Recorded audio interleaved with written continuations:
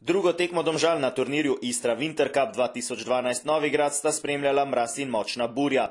Če so bili v četrtek proti Istri 1961 pogoji za igro na meji regularnosti, je bil tokrat veter veliko močnejši, temperatura zraka pa je bila kar 9 stopinj nižja, saj je termometer kazal 2 stopinji pod ničlo.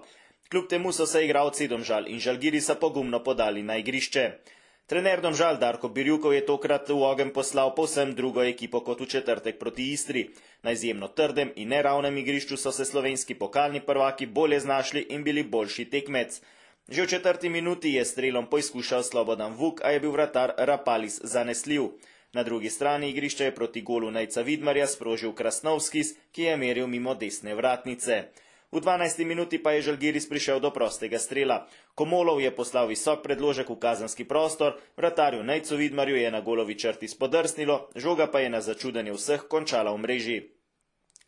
Po vodstvu Litovcev so Domžalčani še dodali na plin.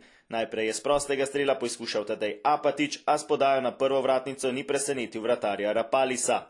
V 22. minuti je burja znova poskrbela za lepo priložnost ene od ekip. Tokrat so bili to Domžalčani, saj je po slabem izbijanju vratarja Žalgirisa žoga zletela visoko v zrak.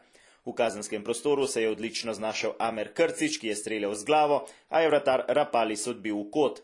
Nekoliko pozneje je Mitja Zatkovič lepo podal proti Slobodanu Vuku, a je pred napadalcem Domžal žogo pokril Rapalis. V 31. minuti je znova akcijo zaključil Vuk, a je tokrat slabo sprožil iz voleja. Le nekaj sekund zatem se je po podaji Vuka pred vrati Žalgirisa znašel še Uroš Korun, toda tudi tokrat je bil zbran vratar Rapalis. Do konca prvega polčasa sta še po enkrat poizkusila Vuk in Korun, a sta bila nenatančna. V 56. minuti so Domžalčani prišli do zasluženega izenačenja. Gol je dosegel Zatkovič, a posnetka žal nimamo, saj zaradi hudega mraza naša kamera prvih 15 minut drugega polčasa ni delovala. Tudi to priča o nemogočih pogojih za igranje nogometa.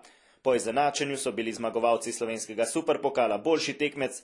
Vuk in Krcič sta izvedla odlično akcijo na vrhu kazenskega prostora, a se je slednji na mesto strela odločil za podajo in žoga je zletela mimo desne vratnice.